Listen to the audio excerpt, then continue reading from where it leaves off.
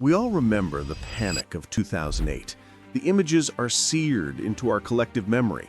Lehman Brothers collapsing, stock markets in free fall, and that gnawing uncertainty that the entire global financial system was just a house of cards. We were told it was a once-in-a-generation crisis, a perfect storm of reckless lending and complex products that no one really understood.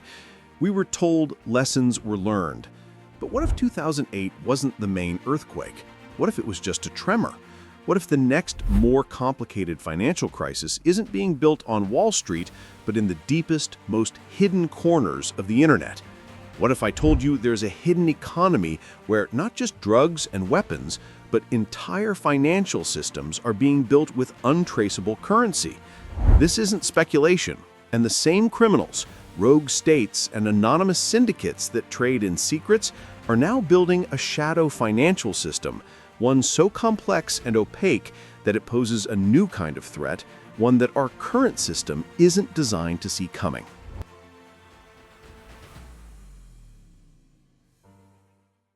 This is the genesis. To understand how we got here, we need to go back to the beginning. We have to look at the proof of concept, the moment when two powerful ideas collided to create something the world had never seen before. This was phase one of the dark web's economic evolution, the Silk Road. Before the Silk Road, the dark web was a chaotic space for privacy advocates, dissenters, and a few scattered forums. It had anonymity, thanks to a technology called the Onion Router, or Tor. Tor lets people browse the internet anonymously by bouncing their traffic through a series of encrypted relays, like sending a letter through a dozen different post offices before it reaches its destination. It was designed to protect journalists and activists. But from a commercial standpoint, it had a problem. There was no native way to transact with that same level of anonymity. You could hide who you were, but you couldn't easily hide your money. That all changed with Bitcoin. Created in 2009 by the anonymous Satoshi Nakamoto, Bitcoin was introduced as a peer-to-peer electronic cash system. It was a digital currency that wasn't controlled by any bank or government. Transactions were recorded on a public ledger called the blockchain, but users' identities were hidden behind long, randomly looking addresses. For the first time, you could send money across borders as easily as an email, with a degree of privacy that cash couldn't offer online. It was a young libertarian named Ross Ulbricht who saw the revolutionary potential of marrying these two technologies. In 2011, he launched a hidden website on the Tor network called the Silk Road. In his own telling, his vision was to create a truly free market where anyone could buy or sell anything without government interference. The world saw it as an illegal eBay. The Silk Road became the first major, functional darknet market. It had user reviews, vendor profiles, and an escrow system. It was professional and entirely anonymous. Suddenly, the dark web had a commercial hub. You could buy anything from narcotics to fake passports and hacking services, all paid for with Bitcoin. The platform was a huge success. At its peak, some estimates suggest it had processed transactions worth as much as $1.2 billion, generating around $80 million in commissions for Ulbricht, who went by Dread Pirate Roberts. The Silk Road wasn't just a drug market. It was a fundamental shift. It proved that a large-scale, anonymous, digital black market was not just possible, but incredibly profitable. It created the blueprint. It showed that with Tor for access and crypto for payment, you could build an entire economic ecosystem outside the law. But this was still just phase one, and it had a fatal flaw. The very technology that enabled its rise would also lead to its downfall. Law enforcement agencies, especially the FBI, were watching. The problem for Ulbricht was that Bitcoin, which he thought was anonymous, was only pseudo-anonymous. Think of the blockchain as a public park. You can see everyone and what they're doing, but they're all wearing masks. You might not know their real name, but you can follow the person in the red mask as they move around. If that person ever takes their mask off, say by converting their Bitcoin to dollars at an exchange that requires ID, you can suddenly link their real identity to every action they ever took. This is blockchain forensics. Investigators began the painstaking process of following the money on the public ledger. They posed as buyers and sellers to gather intelligence.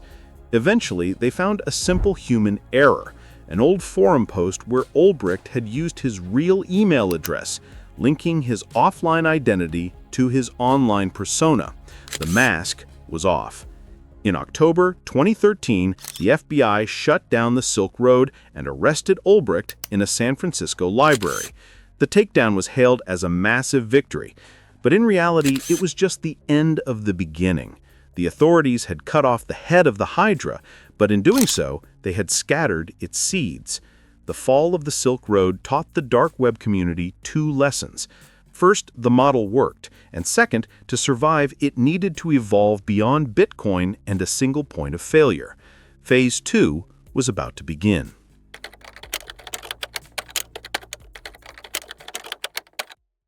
The fall of the Silk Road didn't kill the dark web economy. It triggered a Cambrian explosion. Dozens of new markets rushed to fill the void, each one learning from Ulbricht's mistakes.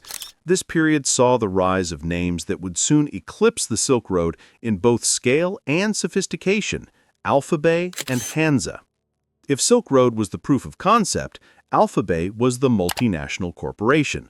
Launched in 2014 by a Canadian programmer named Alexander Kayses, Alphabet was bigger, faster, and offered a far wider range of illicit goods. At its height, it was estimated to be 10 times the size of Silk Road, with hundreds of thousands of listings for everything from narcotics to stolen credit card data and ransomware kits. Alphabet's scale was staggering. It wasn't just a marketplace, it was a functioning, diversified economy, processing an estimated $600,000 to $800,000 in transactions every single day. Kayses himself was amassing a fortune, completely unaware he was the target of a massive international law enforcement operation. This operation, Bankinet, was different. Law enforcement knew that simply shutting down a market would cause users to migrate. So, in a coordinated global effort, they didn't just target Alphabet, they secretly took control of a second market called Hansa. In July 2017, they made their move. First, they took Alphabet offline. Panic rippled through the dark web. Thousands of users, their funds frozen, desperately looked for a new home. They flocked to Hansa, the market that police now secretly controlled. For weeks, authorities monitored every transaction and private message, gathering a massive trove of intelligence before shutting Hansa down too. Operation Bankinet was a masterstroke. It not only dismantled the two largest darknet markets, but also shattered the illusion of safety. The message was clear: you are not anonymous. But even this victory was temporary. While law enforcement was mastering takedowns, criminals were mastering financial invisibility. They were solving the Bitcoin problem. They were creating the ghost currencies. The core issue, the one that brought down Ulbricht, was Bitcoin's public ledger. Every transaction is recorded forever. The dark web needed something better, a currency that was truly anonymous by default. And it found one in a cryptocurrency called Monero. Monero was different. Where Bitcoin is like following a masked person in a park, Monero is like that person entering a crowded room, instantly swapping clothes with others, and exiting through multiple doors. It uses powerful cryptography. Ring signatures, hidden transaction amounts, and hidden transaction amounts to make transactions practically untraceable. Law enforcement has openly admitted their struggles, with the IRS even offering a bounty to anyone who could crack its privacy. Darknet markets quickly saw Monero's power. Its use for illicit activities has grown significantly, and it has become the currency of choice for many high-stakes operations. Ransomware gangs like DarkSide and Revil began demanding ransoms in Monero, knowing Bitcoin could lead back to them. But what about the billions in traceable currencies already in the system? For this, the dark web's financial engineers perfected another tool, the cryptocurrency mixer or tumbler. Services like the formerly sanctioned Tornado Cash operated like a digital money laundering machine. The user would deposit their crypto, and the service would tumble it with thousands of other users' funds, breaking the on-chain link between source and destination. The scale of these operations is huge. Before it was sanctioned, it was estimated that Tornado Cash had processed over $7 billion in virtual currency since its creation in 2019, though not all of this was illicit. However, a significant portion was criminal. The Lazarus Group, a cybercrime syndicate linked to North Korea, used it to launder hundreds of millions of dollars stolen in high-profile hacks, like the staggering $625 million Ronin Bridge heist. This is the birth of the ghost currency. It's not a single coin, but a new financial paradigm. The combination of privacy coins like Monero and industrial-scale laundering services. It's a method for creating vast pools of capital completely detached from the legitimate financial system. The market for drugs and guns was just the testing ground. Now this shadow infrastructure is being repurposed for a much larger, more dangerous game. We're now entering the heart of the storm. What we've discussed so far is the foundation, built over the last decade in the shadows. What comes next is how this infrastructure could be used to create a direct threat to the global economy. This is complex and evolving every day. If you want to stay ahead of these trends, take a second to subscribe. We break down these critical issues every week, and your support helps us continue this work. Now let's look at how the shadow economy is poised to create a new kind of tsunami.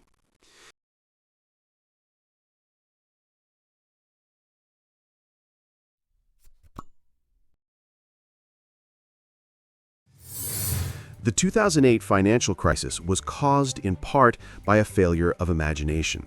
Regulators and banks didn't understand the systemic risk of interconnected, opaque financial products. They saw them as isolated instruments. They were wrong. Today, we risk making the same mistake. We see the dark web as a place for isolated crimes, but we may be failing to see the new financial architecture it has created, an architecture now primed for a new kind of shock.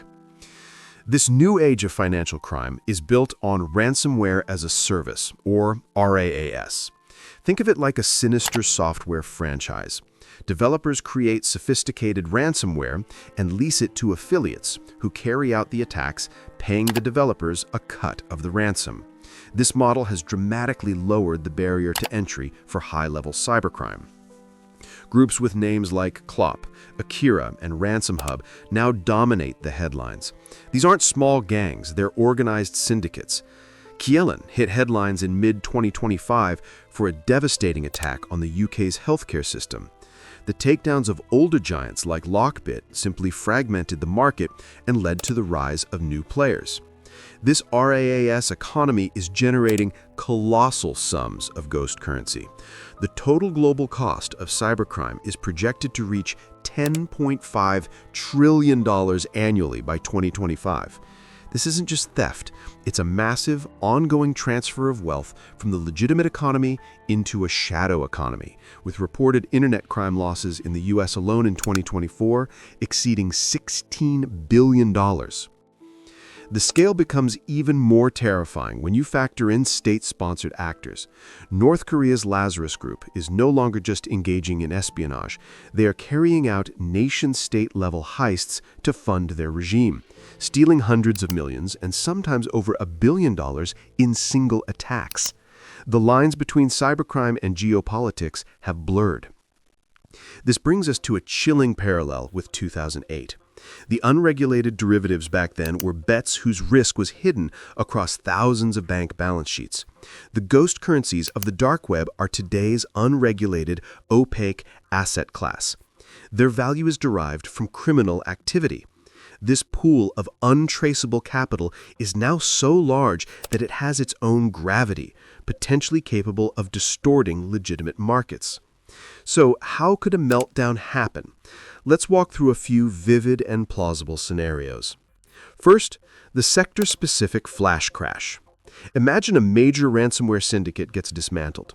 Panicked, hundreds of affiliates decide to liquidate their assets at once, dumping billions of dollars worth of laundered crypto onto exchanges in hours. The massive sell order triggers automated trading algorithms, causing a flash crash in major cryptocurrencies. Confidence evaporates, exchanges halt withdrawals. This contagion doesn't stay in crypto. Hedge funds with crypto holdings are forced to sell other assets like stocks to cover losses. The panic spills over. A crisis born in the dark web has just crashed onto Wall Street. Second, the systemic supply chain attack. Modern global commerce runs on a fragile, just-in-time supply chain. Imagine a coordinated RAAS attack doesn't target a bank, but the top 3 global shipping companies simultaneously. Port management systems are encrypted. Trucking networks are offline. The flow of goods grinds to a halt. The real economy is paralyzed. The ransom demand is in billions, payable in Monero. The choice is stark: pay the extortionists or face an economic standstill. This isn't about stealing money. It's about holding the arteries of commerce hostage. Finally, there's silent infiltration. This isn't a loud crash, it's a quiet corrosion. The billions in ghost currency don't just sit in digital wallets. They are laundered into the legitimate financial system through vast, sophisticated networks of money mules. This laundered money is then invested. It buys real estate, artificially inflating property bubbles. It flows into speculative stocks, contributing to volatility. It's used to set up front companies that undercut real businesses. The dark web's capital silently distorts the real economy, and many financial crime experts worry that criminal enterprises are innovating faster than financial institutions can detect the toxin. The system is being slowly poisoned, and the instruments we use to measure its health can't always detect the toxin. The echoes of 2008 are unnerving.